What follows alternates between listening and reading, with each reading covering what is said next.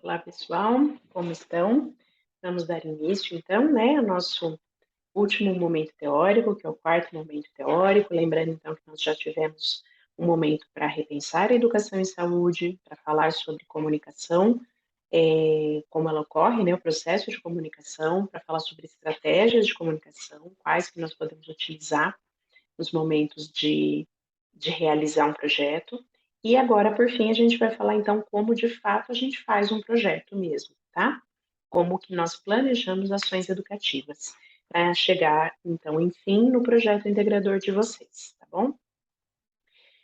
Nossa primeira reflexão, vocês sabem que eu gosto de sempre colocar aí questões provocativas, vamos dizer assim, para que vocês possam refletir no conteúdo que vem a seguir, né? Em tudo que nós estamos conversando até agora e o que vem a seguir. Então, planejar ou improvisar, né? A decisão é sua. Então, nós podemos pensar em fazer uma ação educativa de qualquer forma. Eu preciso falar sobre um tema, eu escolho um tema aleatório, vou, encontro a minha população e converso com eles, né, sobre o que vier na minha cabeça, ou eu posso planejar, né? Logicamente, vocês imaginam que o planejamento faz muito mais sentido e a chance de dar certo é muito maior. Quando eu vou planejar, eu posso pensar num planejamento centralizado ou num planejamento participativo. O planejamento participativo é aquele no qual a população toma parte das decisões, né? E essas decisões servem para assumir as responsabilidades que lhe cabem. Então, cada uma das pessoas envolvidas nesse planejamento tem as suas responsabilidades. Quem está planejando a ação educativa, quem propõe a ação, então, no caso, os profissionais de saúde e vocês, enquanto ainda estudantes de enfermagem, vão assumir as suas responsabilidades e as pessoas envolvidas, quem vai receber a ação educativa, também precisa estar envolvida nisso, para que esse processo faça sentido para todas as pessoas, né? Bom, quais são as etapas do planejamento? Nós temos quatro, então. A primeira etapa é o diagnóstico. Nós vamos, então, coletar dados, analisar e interpretar esses dados e estabelecer prioridades a partir dos problemas, então, que nós identificamos quando a gente compreende esse primeiro diagnóstico situacional. Depois, nós vamos para o plano de ação, que é a segunda etapa, no qual nós vamos determinar os objetivos, a população-alvo e a metodologia que nós vamos utilizar. Também vamos estabelecer os recursos a serem utilizados para essa ação e o cronograma de atividades. A terceira etapa é a execução, que é a operacionalização desse plano de ação que nós estabelecemos, então. É a realização de tudo aquilo que foi planejado ao longo de todo esse trabalho que tem sido feito. E, por fim, a gente vai fazer a avaliação, que é o momento, então, final, depois que a ação aconteceu, para verificar se esses objetivos propostos foram ou não foram atingidos. Vejam que nessa linha do tempo que eu faço, mais ou menos, né, nessa demonstração aqui visual, é, já fica muito claro que a etapa de diagnóstico e de plano de ação, elas são muito mais trabalhosas e demoradas do que a execução em si, certo? Então, o planejamento ele requer realmente um tempo e uma organização muito grande para que a ação lá na frente possa acontecer de forma correta, adequada, dentro daquilo que foi esperado e propondo o máximo atingir os objetivos. Quando a gente pensa, então, em realizar um planejamento participativo, o que a gente precisa ter em mente sempre é a necessidade de flexibilidade. Então, que raio de flexibilidade é essa, né? Vamos deixar aqui no centro agora. Flexibilizar o quê? Eu penso que isso é algo muito importante para que a gente tenha assim na vida, né, em geral. A gente precisa ser flexível, porque nem sempre as coisas acontecem como a gente esperou. Lógico, quanto mais eu me organizo, quanto mais eu planejo, de forma muito pensada, de forma muito buscada naquilo que já foi produzido, né, seja na literatura, enfim, o material que eu for consultar, quanto mais eu me organizo, a chance de dar mais certo e que eu possa seguir o meu caminho é muito grande. Porém, inúmeros problemas podem acontecer e eu preciso, então, me reformular, reprogramar as minhas atividades e adequar aquilo que eu tinha proposto. Um exemplo muito simples: vocês propõem uma atividade, por exemplo, para fazer uma dinâmica para a população-alvo da ação educativa de vocês, E essa atividade, ela requer, por exemplo, um espaço físico muito grande. Então, vocês vão, por exemplo, numa escola e vocês vão usar o campo dessa escola para fazer essa atividade. Só que quando vocês estão aí dentro do planejamento, sabem a data da ação, e vocês veem que bem nessa data, a previsão do tempo é de uma chuva terrível, assim, que vai causar aquela inundação na cidade.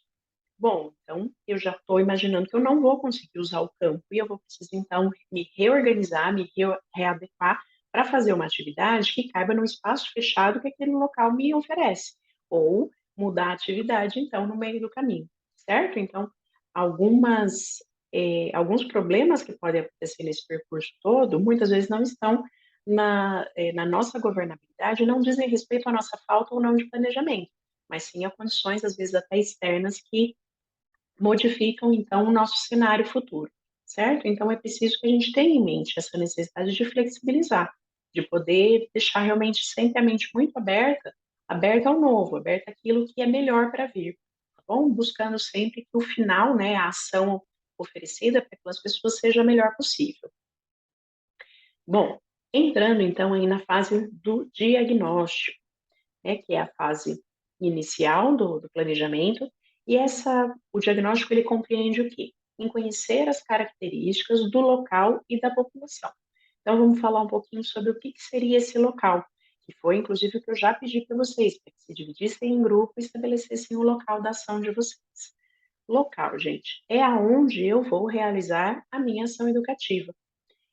Vai ser numa escola? Vai ser numa empresa, numa indústria, numa loja da cidade? Vai ser numa unidade de saúde?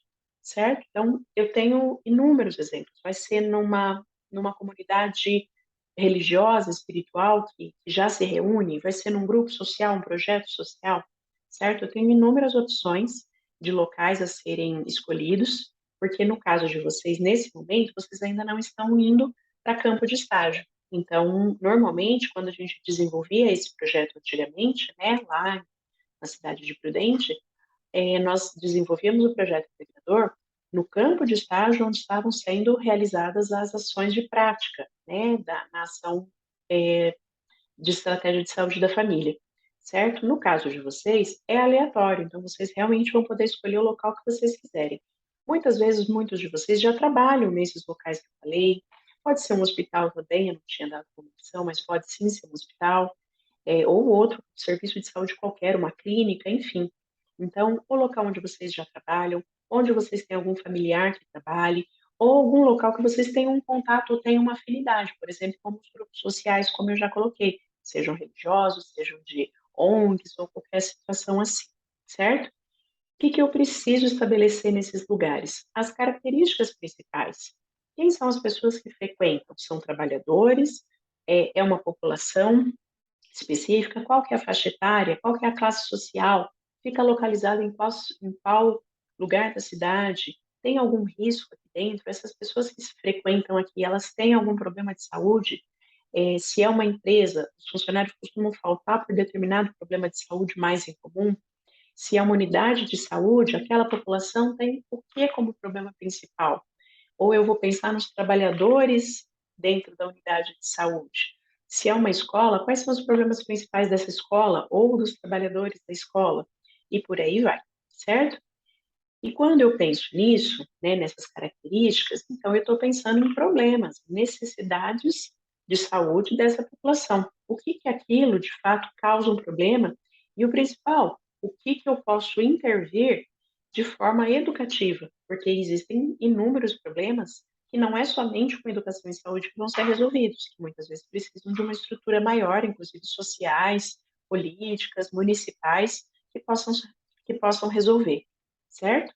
Então, quando a gente vem aqui para esse fluxo aqui, né, das fases do diagnóstico, eu vou pensar na coleta de dados, então, que são esses que eu disse, as características do local e da população. Vou discutir com a professora, com o meu próprio grupo sobre esses dados, vou analisar e interpretá-los mesmo, vou para a literatura, pensar o que esses dados trazem no sentido de características da população, vou pensar nos problemas que foram levantados e vou então estabelecer as prioridades. Quando eu penso em coleta de dados, gente, Eu tenho diversas formas, né, de coletar os dados,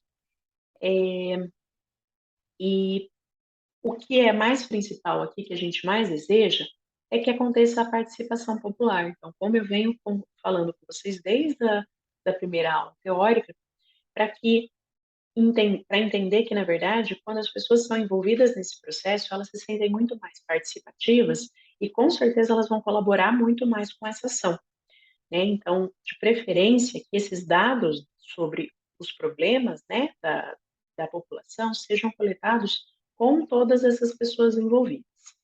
Os responsáveis por cada um desses serviços, desses locais, vão ser muito necessários, vão ser nossos pontos-chaves.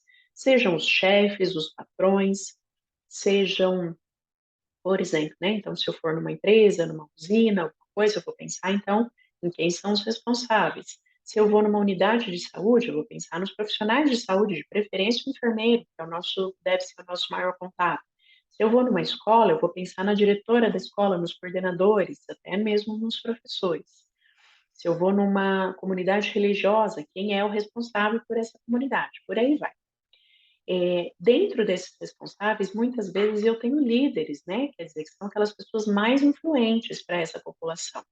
Muitas vezes esses líderes não são os responsáveis, eles podem ser os próprios participantes, a pessoa que usufrui daquele serviço.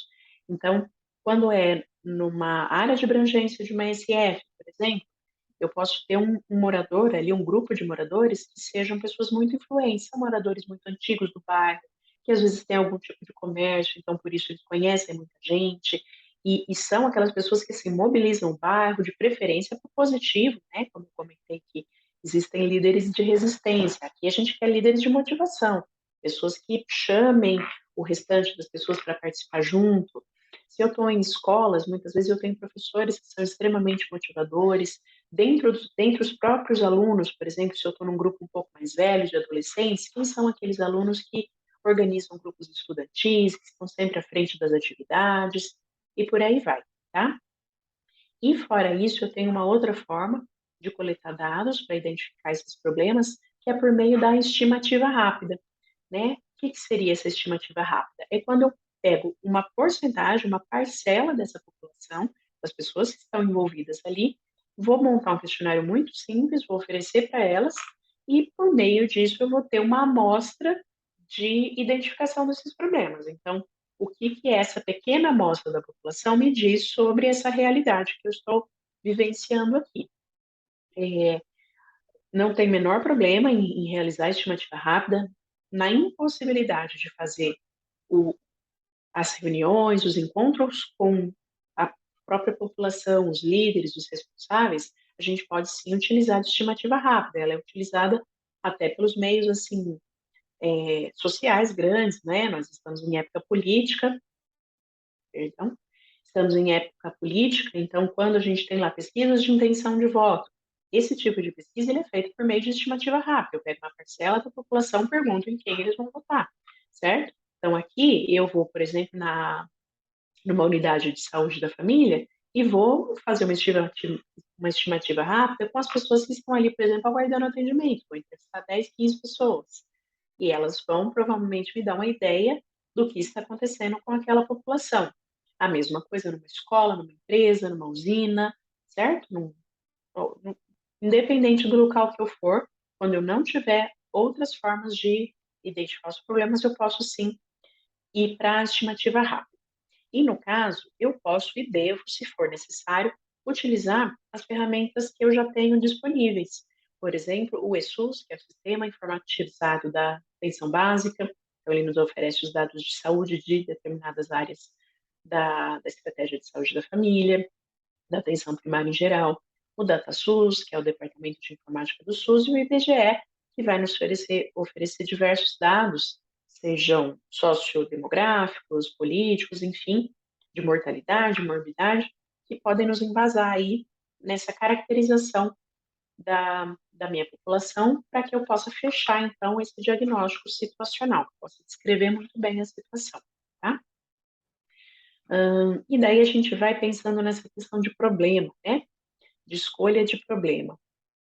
Bom, quem que escolhe o problema, né? Eu posso fazer como nesse primeiro quadradinho aqui, retângulozinho, que no qual a equipe técnica, que nesse momento vão ser vocês, sob a minha orientação e de repente com as pessoas, os responsáveis ali, seja o enfermeiro da unidade de saúde, seja o diretor da escola, enfim, que eles, vocês, né, então nós todos aqui, nós olhamos para aquela população como se fosse a distância aqui, muito bem intencionados e sorridentes, e vamos aqui oferecer algo a essa população que está aqui com essa carinha de interrogação, com essa carinha de ué, do tipo, tá, por que que eu estou recebendo isso? Para que que isso me serve? Né? Porque se as pessoas não estão envolvidas, talvez aquilo que eu estou oferecendo para elas não faça sentido. E dessa forma elas vão comprar menos a ideia que eu estou ali querendo passar, né? Comprar no melhor sentido, no sentido de realmente entender e me propor a modificar os meus próprios hábitos a partir dessa ação educativa. Então, quando a gente evolui para este outra figurinha aqui, está em destaque, e eu penso que tanto a equipe de saúde, que no caso nós somos os representantes dessa equipe de saúde aqui, e que é o que eu espero que vocês levem para o futuro, né, como profissionais de saúde, vocês, enquanto equipe de saúde, juntamente com os grupos, com as populações, consigam então olhar essa realidade de forma conjunta.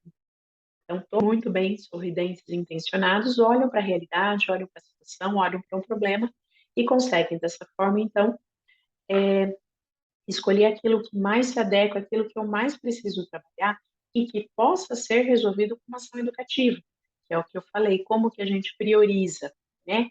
Como que nós podemos, então, fazer a priorização desses problemas. Então, beleza, identifiquei os problemas, né? E agora? Vou analisar, vou interpretar, vou discutir. Como que eu priorizo? Eu preciso partir para essa priorização. Por que priorizar? Porque muitas vezes eu vou identificar um monte de problemas. As pessoas ali que eu for conversando, que eu for identificando, vão me trazer vários problemas. E eu preciso então entender o que que neste momento está nas minhas mãos. O que que nesse momento vai ser mais eficiente eu fazer uma ação educativa para minimizar esse problema, para combater esse problema, até evitar ele de forma total, certo? Então, a nossa forma de priorização, ela é essa. Aquilo que de fato está nas minhas mãos, que eu tenho governabilidade nesse momento. Então, nós, enquanto academia, né, enquanto universidade, vocês estudantes e eu professora, o que que nós podemos oferecer para essa população que esteja nas nossas mãos e que de fato vá promover alguma melhoria para essas pessoas. Então, é dessa forma que a gente prioriza. E a partir daí, então, eu vou lá para o meu plano de ação, né? Fiz todo esse caminho do diagnóstico, vou então começar a elaborar o meu plano de ação, que é, de fato, estabelecer o que eu vou fazer, que estratégia que eu vou usar, quais são os recursos que eu vou utilizar, qual que é o meu cronograma de atividades. Vou então marcar sempre a data, tudo bonitinho, certinho, vou fazer a minha ação e vou partir então para a avaliação se ela deu certo, como ficou, tá bom? E daí, caminhando então aqui já para o nosso momento final, né? Vamos pensar no projeto integrador. Então, isso que eu falei até agora são as etapas do planejamento em saúde. Eu disse aquilo que eu espero que vocês levem aí para o aprendizado de vocês da vida profissional futura. Então, toda vez que eu for planejar uma ação educativa, eu preciso cumprir essas 4 etapas.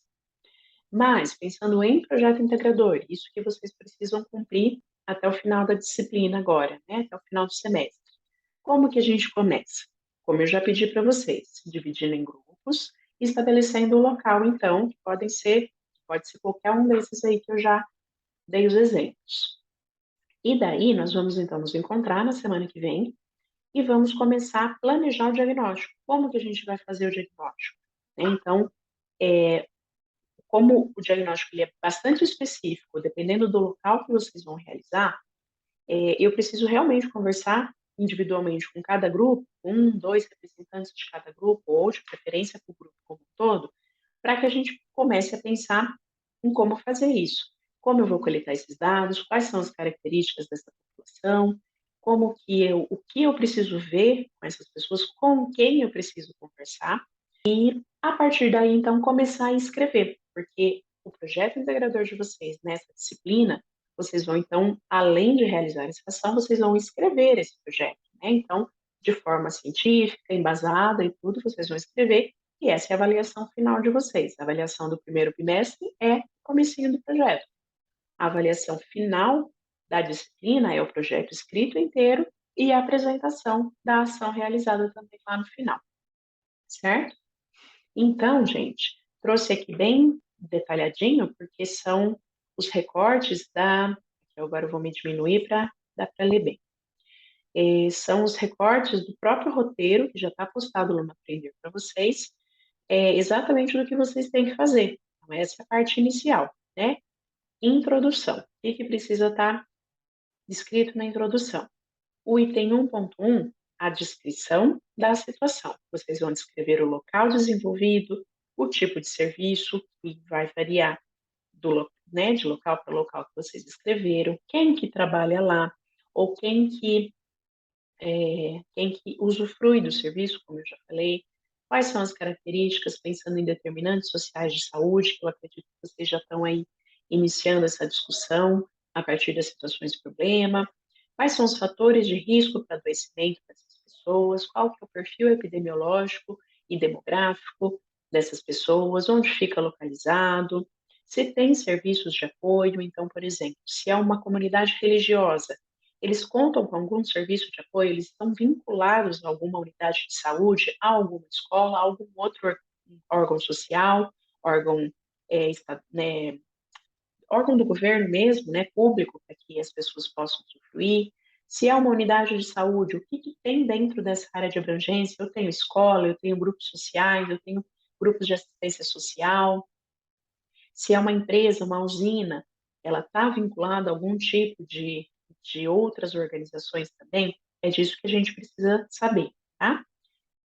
Na nossa segunda etapa, o 1.2, então, vão identificar quem são as lideranças, os responsáveis, e a partir daí escolher o público, né, do projeto, que é o público que vai receber de fato a ação educativa de vocês. Então, vamos descobrir quem são os responsáveis, do que eles precisam para nos receber lá. Então, quer dizer, eles precisam de alguma documentação específica, né? Esse primeiro contato a gente vai fazer de que forma? Vou fazer por e-mail, eu vou entrar em contato por telefone, ou eu já tenho algum colega que trabalha lá e essa pessoa que vai fazer ali no meio de campo, vai conversar com os responsáveis. Tudo que for preciso de documentação, a universidade vai oferecer, tá? Então, sem problema nenhum. Ah, eu quero que a universidade mande um requerimento pedindo a realização dessa ação. Ok, a gente vai produzir, tá bom? Feito isso, né, tivemos então permissão para entrar neste local, para realizar a ação educativa. Não é só no momento da ação, nós vamos precisar ir lá antes, em alguns momentos, para conversar com as pessoas, de preferência marcar uma, duas reuniões para conversar então com os líderes, os responsáveis, para a gente poder identificar as necessidades de saúde, ou para realizar a estimativa rápida se for necessário, né? E daí, na parte escrita, vocês vão então descrever como ocorreu esse encontro com as lideranças, desde o primeiro contato até as atividades, para que conseguisse se resolver então qual era o problema escolhido e o público-alvo. Então, eu vou dar um exemplo disso. A gente faz um contato então, com uma escola de educação infantil. Lá eu tenho alunos de, por exemplo, de berçário, assim, bebezinhos, até 6 anos de idade, por exemplo. Então, a parte inicial aí dos estudos. Então, fui lá, conversei com os responsáveis, eles pediram algumas documentações, nós levamos, é, marcamos um primeiro encontro. Nesse encontro estavam presentes a diretora, a coordenadora pedagógica, alguns professores e alguns profissionais, por exemplo, operacionais, né? Pessoal da limpeza, portaria, enfim. E o pessoal foi opinando, foi conversando conosco, dizendo quais eram os problemas, isso pode ter alguns instrumentos para a gente fazer isso, algum tipo de questionário, alguma coisa assim, e foi percebido que o problema principal ali que é encontrado, visto, por exemplo, nas crianças, é um problema de higiene. As crianças têm muita dificuldade em realizar a higiene pessoal. Ok, vimos que este é o problema, ou foi o problema mais falado, a gente já vai decidir esse. Se por acaso tiverem falado de vários outros problemas, a gente vai priorizar, né?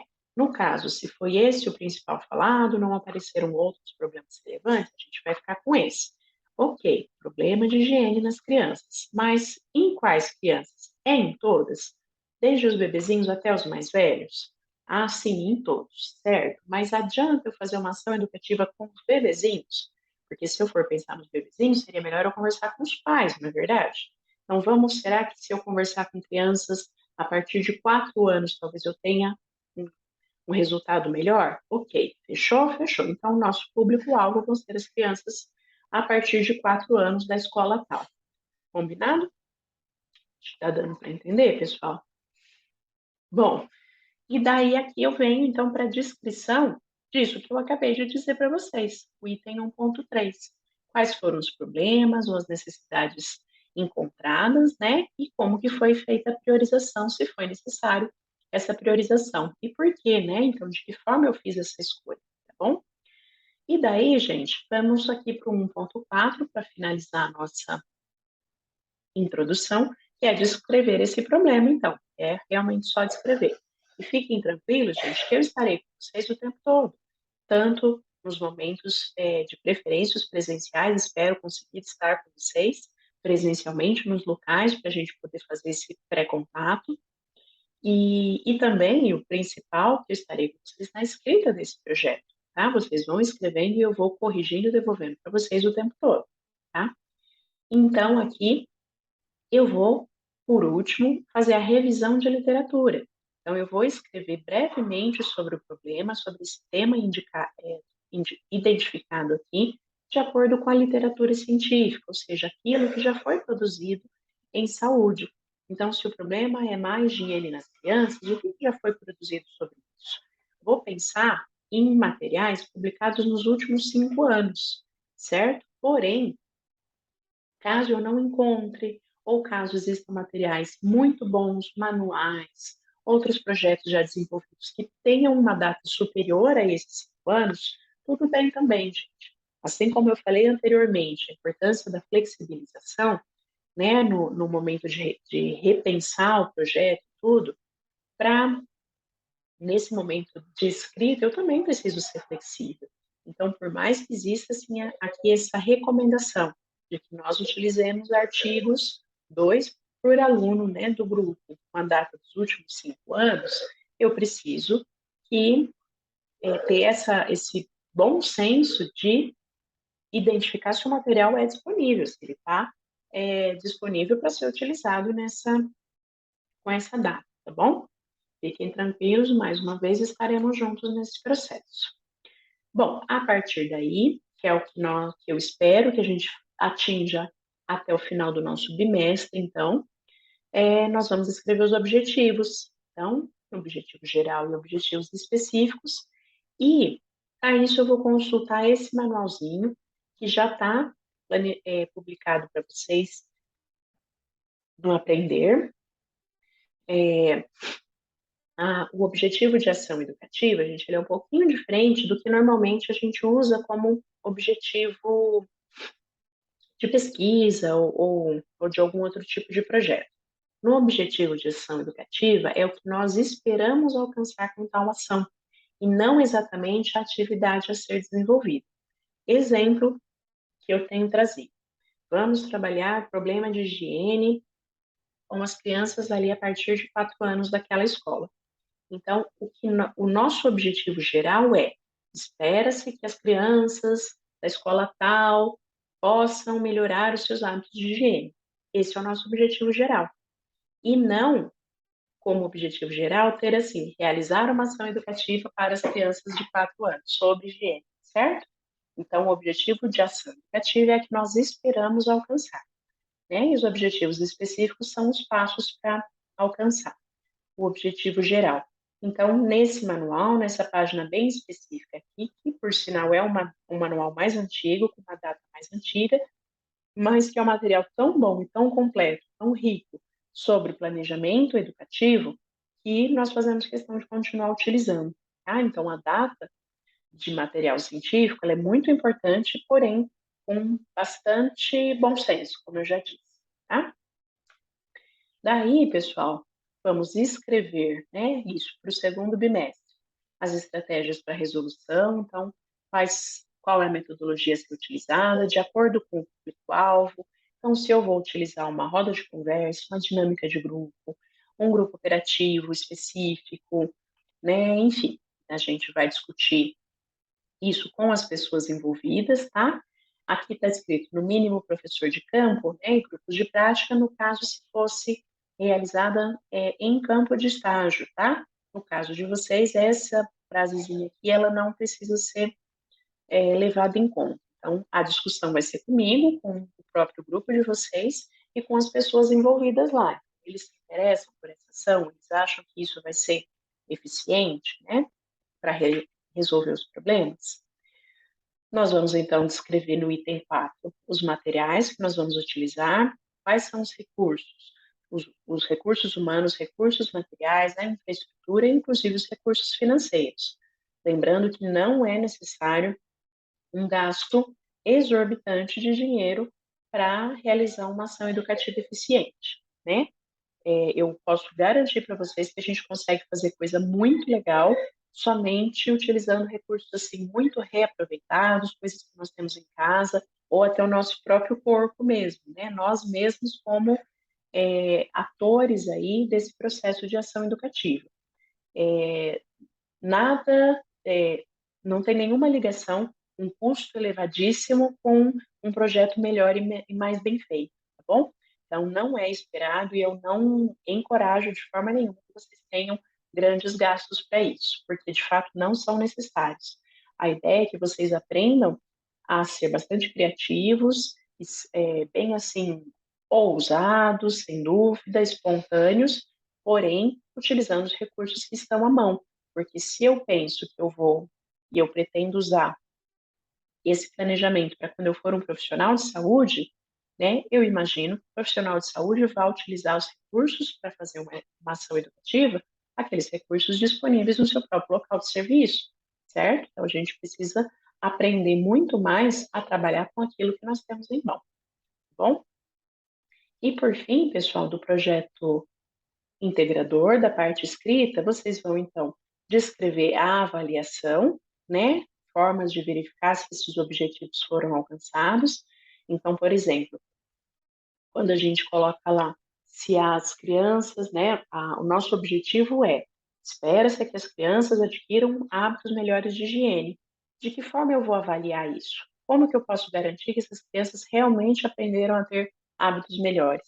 Certo? Nós vamos então discutir isso no momento certo, tá? Para poder realmente escrever isso e deixar o projeto bem completinho. Vamos finalizar com as referências, certo? E essa é a proposta de cronograma que eu deixo para vocês. Vejam até que eu já mudei a data, né? Tinha uma data inicial aqui ainda para o mês de agosto, mas ela ficou assim bastante inicial quando eu planejei o cronograma. Não imaginei que a gente ainda não teria tido momento para conversar com mais propriedade, de forma mais detalhada, para que vocês entendessem o, o projeto e tudo que deve ser feito. Então, aqui, gente, é uma proposta de planejamento pessoal para os grupos. Nenhuma dessas datas aqui é imperiosamente necessária que seja cumprida desse jeito, dessa forma, certo? Então, essa aqui é uma proposta para que vocês possam se organizar, imaginando que, então, até amanhã, como eu tinha combinado com vocês, vocês me digam, como eu pedi, por e-mail, quais são os grupos e onde vocês vão localizar onde vocês vão realizar a ação. Depois, até o final do bimestre, né, até dia 30, então nós temos aí quase 15 dias para começar a escrever e me entregar para que eu possa corrigir e devolver para vocês. E nos meses de outubro e novembro, realizar, então, a operacionalização, planejar a ação, realizar essa ação, que vai ser apresentada depois na faculdade, e, por fim, lá em dezembro, entregar o projeto por escrito. Tá bom, pessoal? Então, temos bastante trabalho pela frente, mas, de novo, estaremos juntos o tempo todo, eu na orientação com vocês, com cada grupo específico. Peço que, se vocês tiverem dúvida, por favor, entrem em contato por e-mail ou por WhatsApp. Tem alguns colegas que já têm o meu contato, é só pedir, tá? E nos vemos, então, em breve, presencialmente, enfim, né? Nos encontraremos na escola para conversar com cada grupo, já começar aí as etapas iniciais. Vocês terão bastante trabalho, eu também com vocês, mas eu espero que seja mais do que trabalho, que seja muito aprendizado e que seja muito desafiador e inovador para vocês também. Tá bom, pessoal? É isso. Espero que aproveitem e, se preciso, entrem em contato.